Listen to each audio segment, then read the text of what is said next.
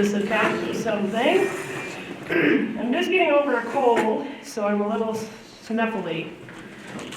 I was invited here to give a talk, and the talk I picked out is an oldie but a goodie. There was some work conducted in Deadwood in 2004 along Sherman Street. There was some archaeological trenching. The report, however, wasn't finished till 2021, so I played a role in that. And then I reread the report this morning, so hopefully I'm up to speed here after a couple of years. But this was a topic I wanted to explore more after finishing the formal archaeological report.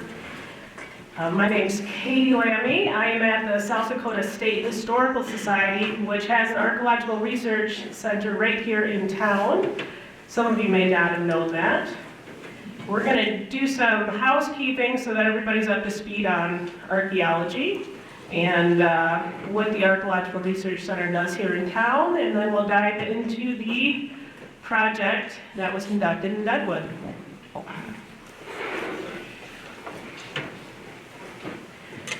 This is the front of our building. We are up in the old Kmart Plaza, midway through the plaza, and we have a 20,000 square foot facility that was remodeled based on our specifications.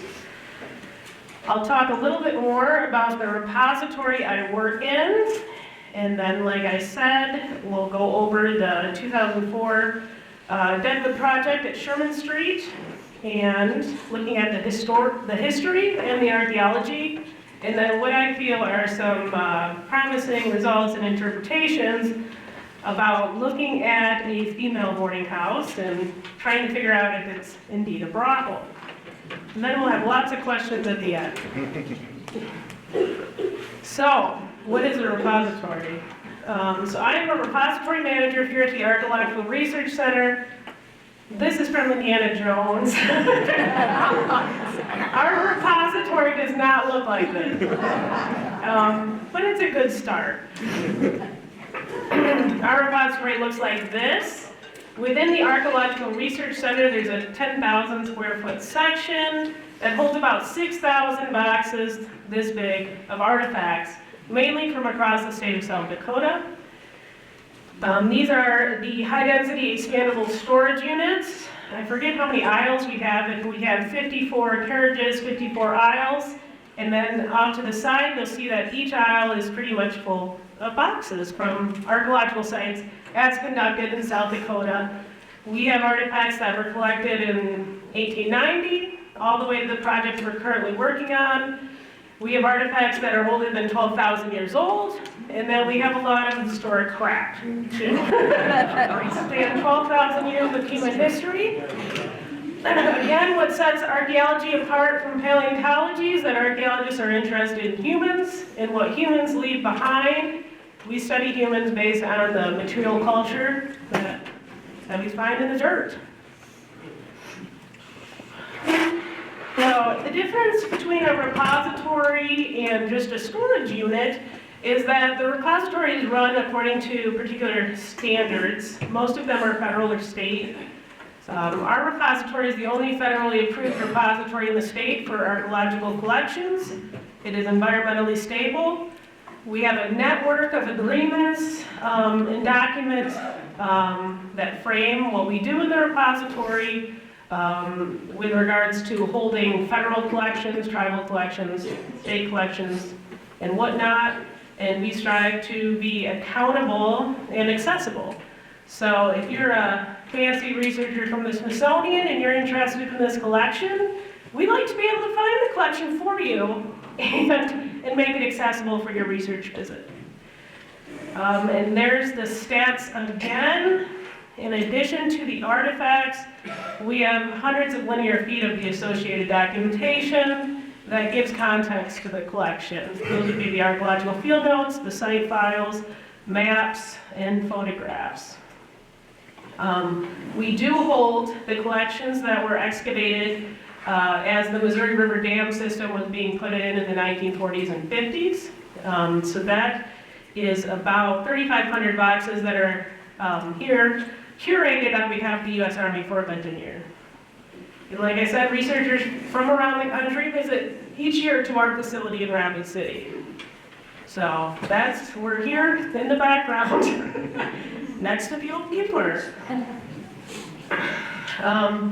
Here's some images of the inside of our building. We're also a great resource for other archaeologists across the state who come to look at our collections of faunal remains, bones to identify. We have a lot of prehistoric lithic tool stone materials, so the raw material used for making stone tools. We have examples of seeds and other botanicals, and we have lots of comparative artifacts, different historic bottles, crocks, anything you can name, and then we do have a sizable collection of beads that we can use to tell time. Looking at the historic trade beads, we have a complete set of the 1938 georeferenced aerial photos of the Missouri River, which are fantastic. And then we have everything from glass plate negatives from the original W.H. Over Museum of Vermilion to digital photos now, and lots of monettes. So that's kind of what I do on a daily basis. This project, though, kind of fell into my lap. I started at the Archaeological Research Center 13 years ago, and this collection from this one project was about 14 boxes of crap. Sitting on the side of the lab. We moved twice, we moved the collection. What we knew about this project was that in 2004 there were some trenches that were excavated in the parking lot in Deadwood, and they generated the 14 boxes of artifacts. In 2021, Deadwood Historic Preservation Office gave us funding to analyze the artifacts and come up with a formal report, and we jumped at that chance. So, I wasn't there in 2004, but in looking at the collection and pulling together the research materials, I think we did a pretty good job with the report. So I looked at the report this morning. It is 263 pages with 123 figures. About 40 of those alone are historic imagery of early Deadwood that we play around with as archaeologists to try to figure out what we're seeing in the archaeological record. So it's kind of a monster report. My co-author, Matthew Bush, is my husband. He wrote the boring sections of the report. He analyzed hundreds and hundreds of bottles, and then I got to jump in and do the fun part about whether we were looking at a historic brothel. He is not here today, so I can make fun of him. The full The image with the trench shows an archaeologist who was at our office for a long time, Rose Fosha. Some of you might know Rose, and she also led the Deadwood Chinatown excavations. So as they were working on the large-scale Chinatown excavations for years and years in Deadwood, there was a small project off to the side here on Sherman Street. And if you're an archaeologist, you have to start your presentation with a map, or your colleagues do not respect you. The high-resolution aerial imagery we had of this area is from 2003. The yellow rectangle is our project area, and the red rectilinear features are the trenches that were excavated. So we're looking from above.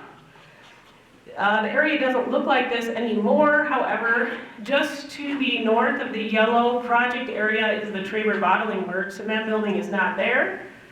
But just to the south is the branch house, and everybody knows where the branch house is in Deadwood, and that is still standing. So that's where we're at, along Sherman Street, not too far from its intersection of Lee Street. So here's a photo of the project area from 1988. That Traber Bottling Works building is on your left. It's the fancier one, and then there's the Twin City Fruit Warehouse on the right. That's a nice van, too. I think my dad had one like that. By 1996, we're seeing the edge of the Traber Bottling Works building, but that Twin City Fruit Warehouse is down, and it's a beautiful parking lot. 2004, it's an even bigger parking lot. We are looking back towards the branch house, and this is where the trenches were excavated. So, whoop-de-doo, parking lot in Deadwood. What are you gonna find? Well, when you start digging trenches, you find a hell of a lot, and it gets really complicated really quickly. So after they busted through the asphalt, they were doing mechanical trenching with archaeologist monitoring. The archaeologists can say, stop, we think we have a feature in the profile, or stop, there's diagnostic artifacts from early Deadwood. So you usually have a team of archaeologists out there watching the heavy equipment. Again, why? Well, there is an extreme amount of archaeological potential in Deadwood. It is fantastic. That's part of the reason why I'm here in South Dakota. Here's a historic image of breaking ground for the Deadwood Public Building. They're moving a lot of dirt. They tear down the structure's destroyed, they add some fill, they dig a basement, they reroute the creek. You just get layers and layers of complicated stratigraphy based on how they constructed Deadwood during episodes of building. So I like this one, because they're moving a lot of dirt. Also in Deadwood, you get layers of well-documented disasters. And I believe David Wolf spoke last week, and he would know all about this too. So what we looked at for this report, we made a giant table of every single local and citywide disaster in Deadwood, and we looked at dozens of historic photos to put together what we could tell through time about this particular project area. And our project area isn't very big. Let me see if I can get this. We're looking right here, kind of a little swampy section at that point in 1878. And I've got to get my bearings, but here's some privies and some areas behind the buildings we're looking at in 1879. So we just went through, we made this gigantic table, and you can read exactly where we're getting the information. Sometimes it's the historic photos we're looking at. At some point in 1885, the Sanborn fire insurance maps are available. We're also looking at newspaper accounts, and we're just documenting everything that happened in that project area square. Here's the 1879 Deadwood fire, which totally wiped out most of our project area along Sherman Street. And you can see that Whitewood Creek just kind of does what it wants still. And the table continues. March 1883, right through the project area, we have some serious flood damage. This is all sediment that washed through Whitewood Creek, took out a couple buildings near the project area.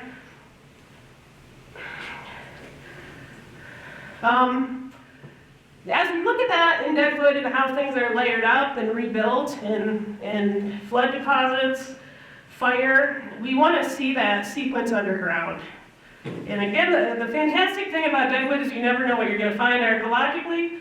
One of the earlier projects I worked on was the removal of this retaining wall at 66 Taylor Street in the Ingleside neighborhood. So that retaining wall was put in when the house was put in. This retaining wall is along the street. And right here, there was an intact historic burial in this person's backyard at the Deadwood Spurs Cemetery in the Ingleside district. So they almost hit it a couple times. But then as they were moving that retaining wall back and excavating, that's when the burial was disturbed. This is what it looks like. Again, that burial stayed intact despite being only a couple feet pretty much in every direction from development in Deadwood. And then here's a plug on the PBS documentary we put together on the whole project. So anything's possible in Deadwood, even if you're digging in someone's backyard. So going into this, the original investigators in 2004 were looking at the historic maps and the photos to figure out exactly where they were. I really like this. This is a 1888 photograph of the project area, and then it shows it in concert with the 1885 Sanborn fire insurance map. Right here, the female boarding house is labeled. And here's just another image of that 1885 Sanborn fire insurance map with our trenches over it.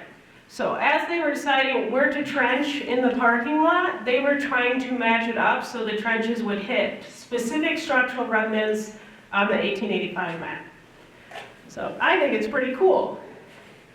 So again, they were targeting the female boarding house as mapped in 1885. Again, that was before my time, but what I inherited was the 14 boxes of artifacts. And so, what I was interested in looking at the collection of artifacts, is to date the artifact assemblage that were recovered from the trenches. And one of the ways we date historic artifacts and historic archaeological sites, we rely on bottles and the bottle maker marks at the bottom. There are books and books about bottles and their maker's marks. We also look at historic ceramics like plates, bowls that have their maker's marks. Again, there's books and books that show which makers and manufacturers were using which symbol during which years. So you can refine a date based on bottles and ceramics. Again, my husband looked at 300 something bottles and I looked at 30 pieces of ceramics, so I thought that was a pretty good deal. So what we wanted to do was to see what the artifacts were telling us and then what we were seeing in the ground and try to attribute specific dates to the layers underneath the parking lot. And it wasn't that easy because it was really a big mess. There is an upper burn layer that was encountered right here in this trench and right here in the test unit, which went quite a bit deeper. And then there was a lower burn unit too, right here. So based on the artifacts that were found in relation to both of those burn levels, we tried to date the burn levels. And here's just a little snapshot of the dates we were getting based on the bottles and the ceramics, which are a little bit different because the ceramics will last a lot longer than the bottles. There's a longer use life, so the dates are a little different, but if we look at them together, we are getting archaeological assemblages from not quite early Deadwood, not quite 1876, but probably between 1878 and then up into the 1890s, which is where we wanted to be when you're looking at the Sanborn fire insurance maps. Unfortunately, you couldn't point to one layer and say, well, yes, this is the 1879 Sherman Street fire. And then there's not a flood tile on top of that from 1883. It's not that perfect because there's so much disturbance, there's so much dumped fill, there's so much excavation. But I was really hoping it would be quite simple when we look back at the excavation records. So we had a good date range to target where we were at the female boarding house and the occupation of the female boarding house. And then we started to look at the patterns and the artifacts themselves. Here's some ceramics.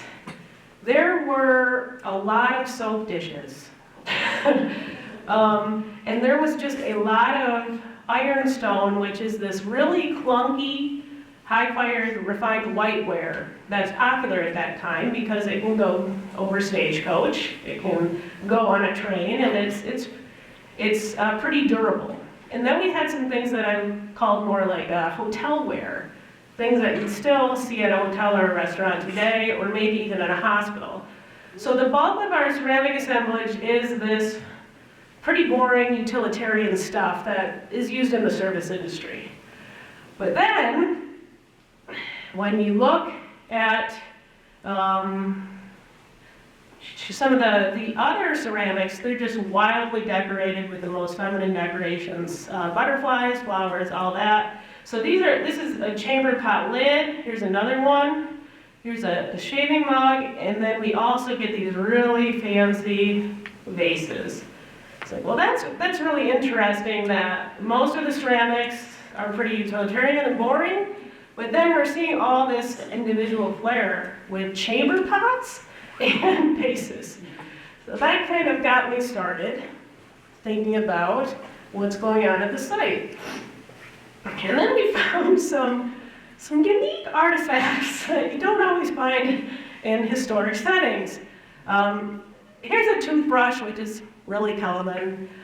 This is a vaginal irrigation syringe, not very common. And this is a glass part of the breast pump. It's missing its rubber ball. Well, yeah, that's pretty interesting. The vaginal syringe is made of hard rubber, and it would have been purchased as part of a set, probably. So as we're taking apart what the patterns and the artifacts are telling us, we're kind of looking at some of the historic records at the same time to see what's going on in a prostitute's life. Back in early Deadwood, again we have that hard rubber syringe, and apparently there was all kinds of interesting ways to prevent pregnancy by sending things up there with that syringe. Some of these don't look very safe. I also heard you could prevent pregnancy by using a penny, a copper penny in there. So all this crazy stuff. So we're getting pretty deep into this. Those little glass vials in the previous slide are also these medicinal vials that would have held 1 or 2 tablets of morphine, or whatever. They're like one hit drug or vials. So we found that interesting too.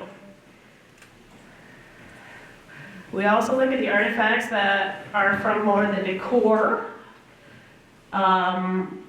So we have some early linoleum that is super floral. And we have a glass prism from one of these fancy gas-powered lamps.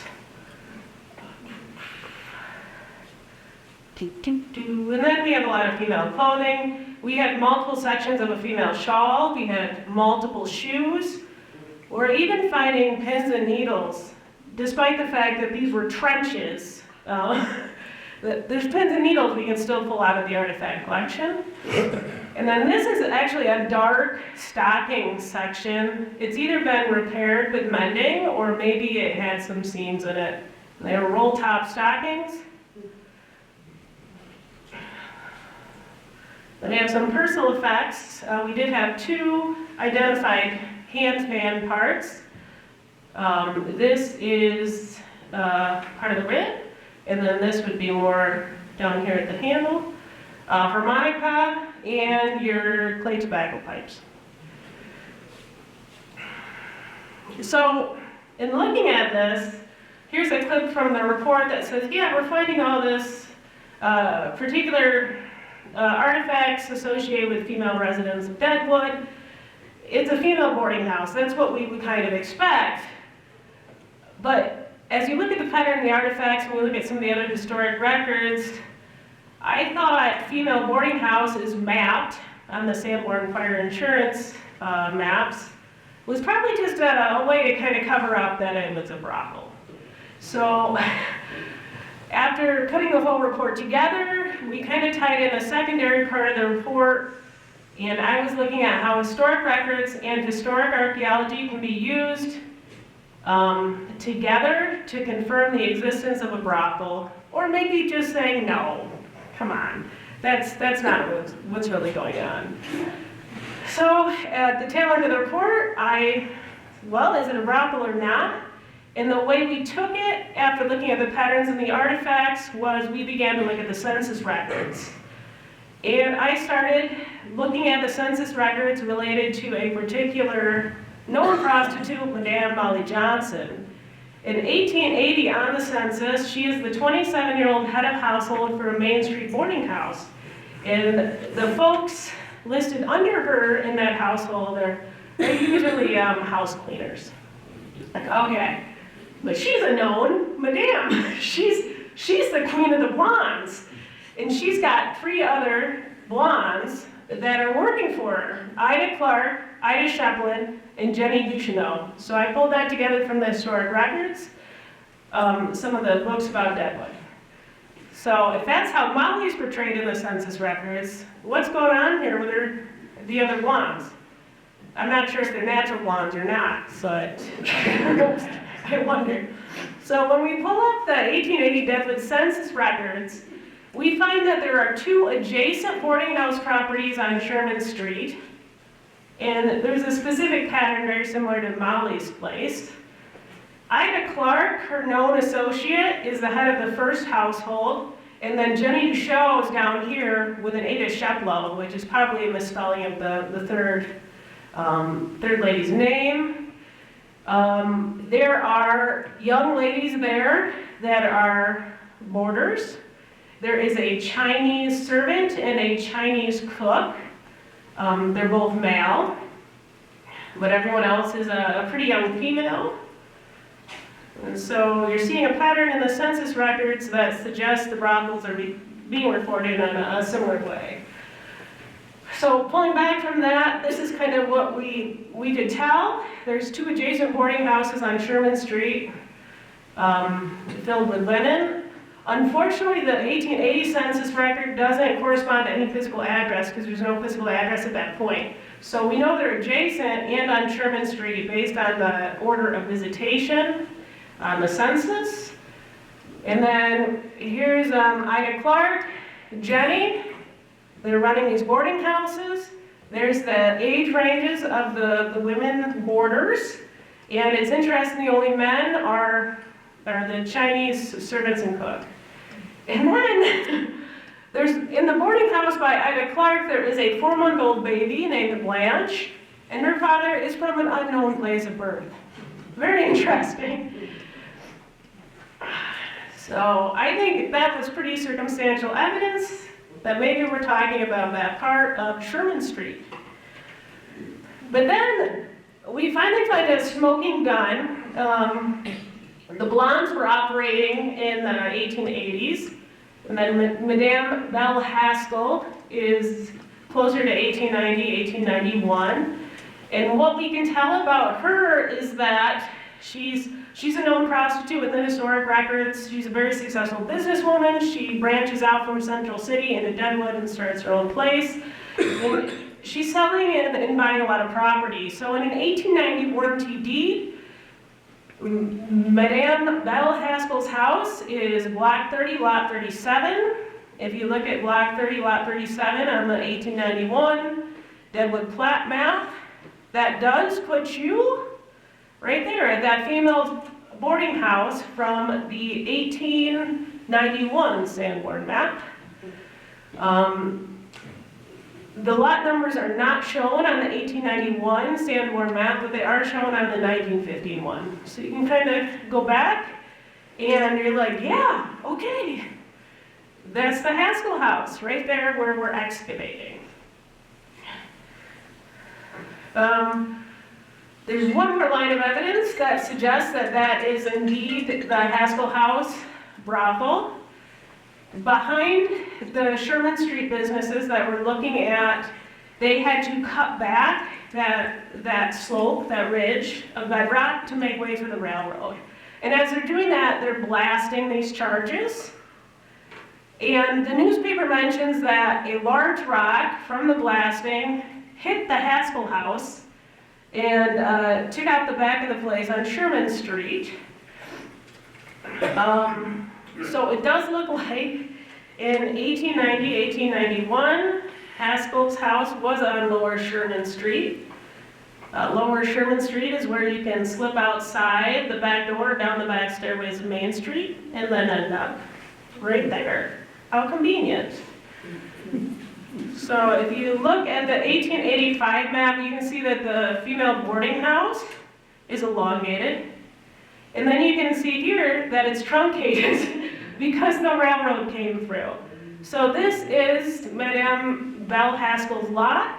That's the back portion of the building that was damaged when the rock came down. And I think that's pretty good evidence that we're talking about the same spot in that parking lot that is now in Deadwood. And now we're at the right spot. Oh, and then I found this shirt online. I thought I'd stick it in there. The brothels in Deadwood operated until 1880.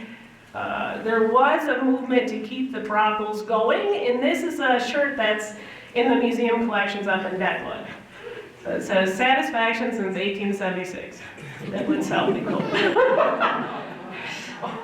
Well, I ended with an inappropriate image. Just again, some few acknowledgements. Matthew Bush, who did the bulk of the historic research for the report and the bottle analysis. Mike Runge, the Deadwood City Archivist, provided a lot of those historic photos we used to look at the project area through time. Kevin Kuchenbeckers, the Deadwood Historic Preservation Officer, he helped secure funding for the project. Deadwood History Inc. Also gave us a lot of historic photographs through time. And then Lynn Griffin, who's in the back, helped recatalog those artifacts from the 14 boxes so that we could look at patterns in the context of where the artifacts were coming from, and we could have a good baseline of information to have higher level interpretations, which want to get some hypotheses about what's going on. All right. Any questions? Yes? How long does it take for trash to become treasure? It depends. In other words, our tracks today will be treasured in the out of this, like you, operation to be.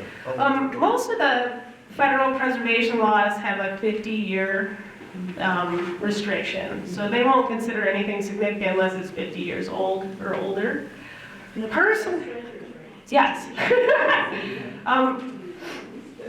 Personally, it's also specific to the area you're working in. If we're up in Deadwood and we see a bunch of stuff on the surface from 1950, we're not necessarily going to focus on that as much as if it's things from the period of significance from 1876 or so. So it's really relative. Will it become then lost treasure for future generations? I guess treasure's in the eye of the beholder. Me and my kids in our backyard in Nebo, there's a lot of treasure. Some of it's from 1970, some of it's from 2,000 years ago. So we're kind of interested in all periods of human occupation.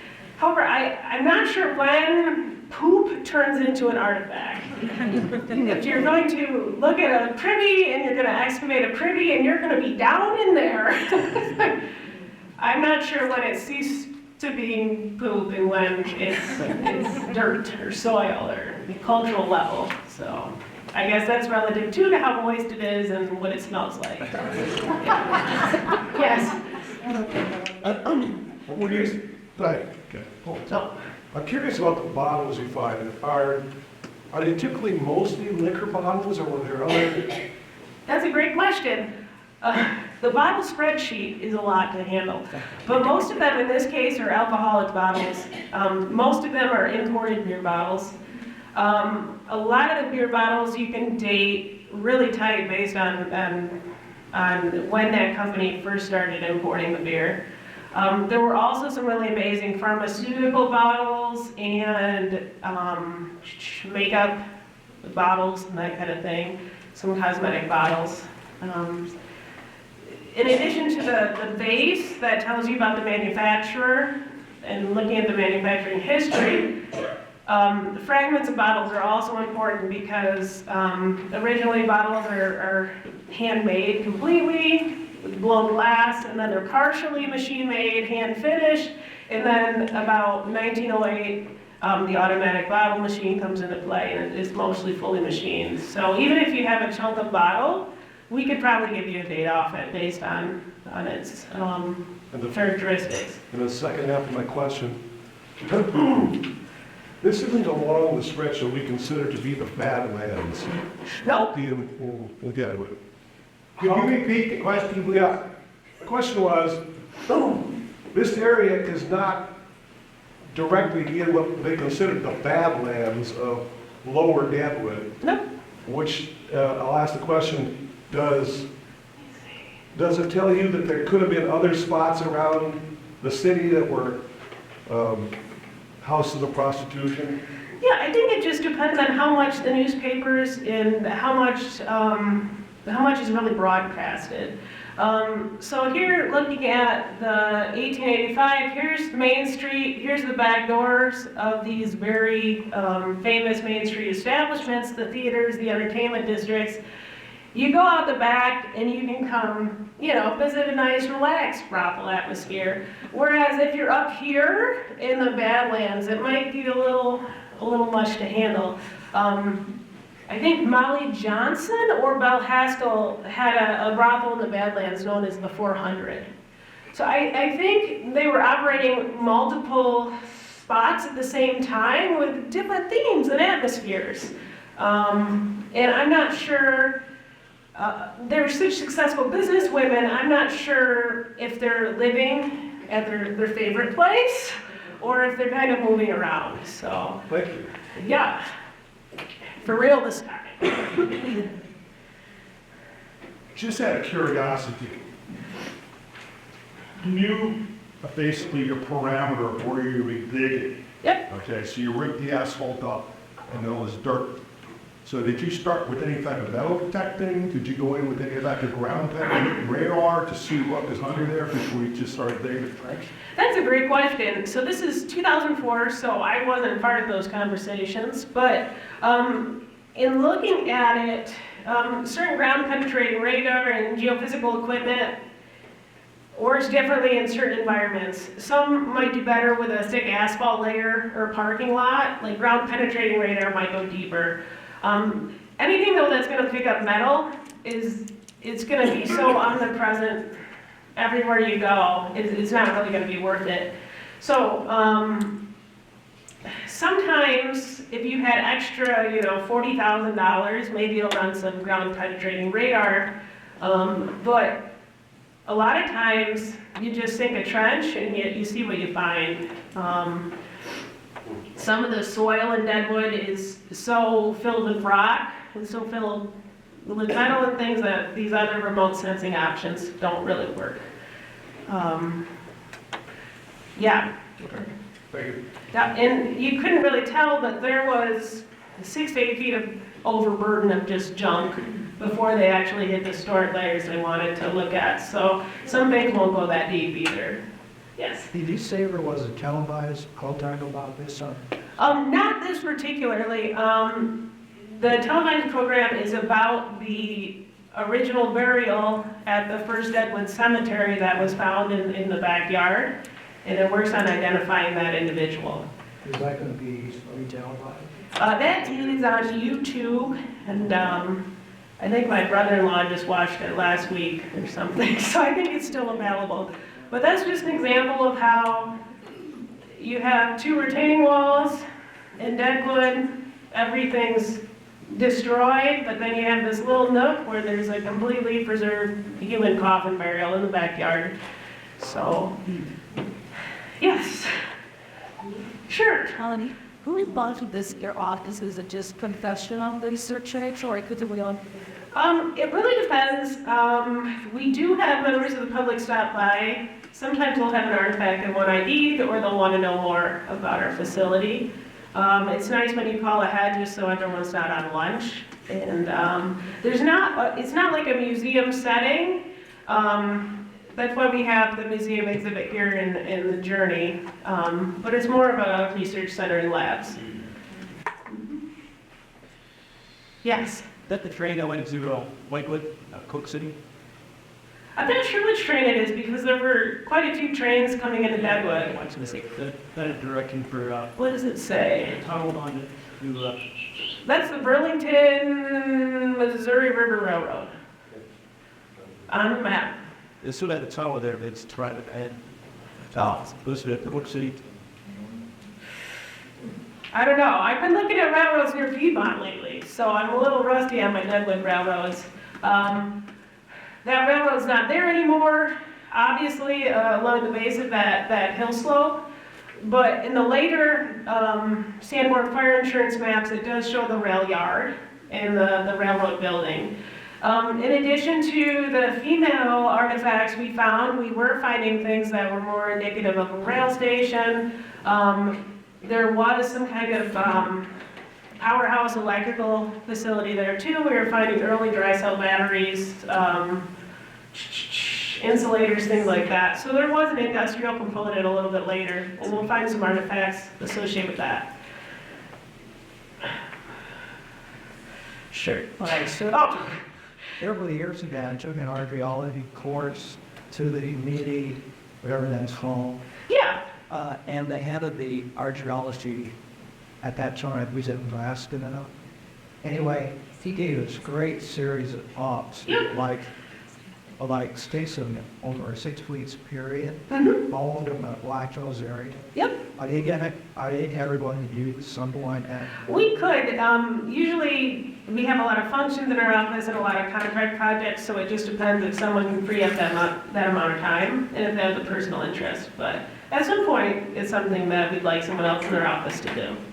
Yeah, and you. I think I heard you say that, so they found the original things in 2004, and then if they didn't have it, we're going to keep it here in house version 1. So you could look into the boxes and tell you that it's on. We did look into the boxes kind of superficially. We made sure everything was stable, everything's backed according to archival practices.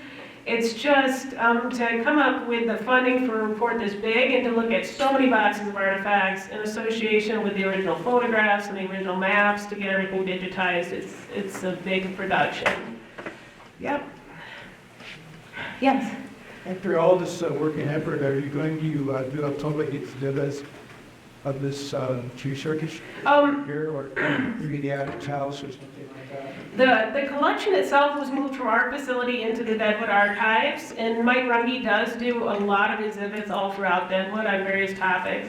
I'm hoping sometime we can take some of the technical aspects of this report, kind of chop them down, and then put more of a public version or a journal article or something.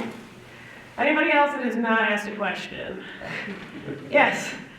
Anytime they dig in Deadwood, do they have to call you or go through you since it is such a historical site anytime they... Yeah, that's a great question. Deadwood, most of what we think of as Deadwood is part of a National Historic Landmark. That's a federal designation that comes with certain preservation laws and regulations. Our office can do contract work for Deadwood. We can provide recommendations on how to move forward with significant archaeological sites. But the Deadwood Historic Preservation Office, Kevin and Mike, they have a robust understanding of what needs to be done. They know which areas are previously disturbed, they know which areas are covered with how much fill, and they keep in contact with us. Next week we might go up and report a foundation up near Mount Moriah for them, so they can contract us to do things and ask for our help. They also work with the State Historic Preservation Office, which is at the Historical Society in Pierre, to make sure that nothing's damaged within the historic landmark. All right, back to you. Is this report going to be published online, available to the public? Will it be available to the public for purchase? Will it be in 1 volume, 17 volumes? I haven't made it that far yet, but that is my reports. Like I was saying, this is a very technical report that becomes archaeological grade literature. Archaeological site location data is also protected under state law, so a lot of things we can't broadcast. But because this is under a parking lot in Deadwood, I think we can work to put together some kind of public document or article in some of the journals that we work through. But if you are interested in some other archaeological reports, they are available on our website. There's a series of publications on previous excavations at both historic sites like Fort Pierre-Chateau and then some prehistoric sites in the Black Hills. So there's a subset on there. Some of them are quite old. We also have some artifact guides available on our website too. Yep. Yes? Just a general archaeological question. When you find artifacts, do you ever throw anything away? Yes.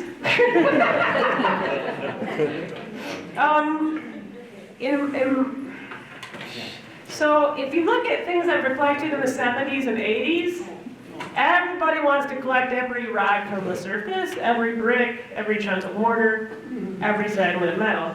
And then when you go to work on a collection like that and you have limited resources, pretty soon you feel, we're going to have to sample out some of this material. It's not significant to the collection as a whole.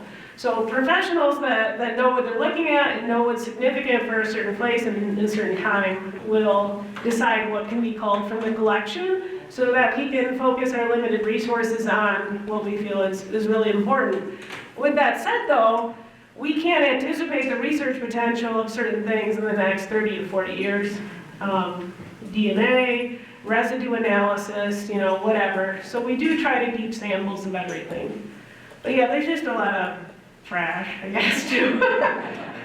I'm very opinionated on what's an artifact and what's not in certain contexts. Yes? So what are your next interesting projects that you're going to be working on? I don't know. I'm hoping to spend some more time in the repository and do my real job. There is a report I'm writing right now. Our office did an evaluation of a prehistoric site up near Whitewood, so we're working on that. So that's probably a site that was occupied about 4,000 to 5,000 years ago, plus a possible historic stage stop at the same location. So that one's pretty fun. Yeah, there's just a lot of things to work on. I'm not the digger. All right, well, if there's no other questions, let's give Katie a big round of applause.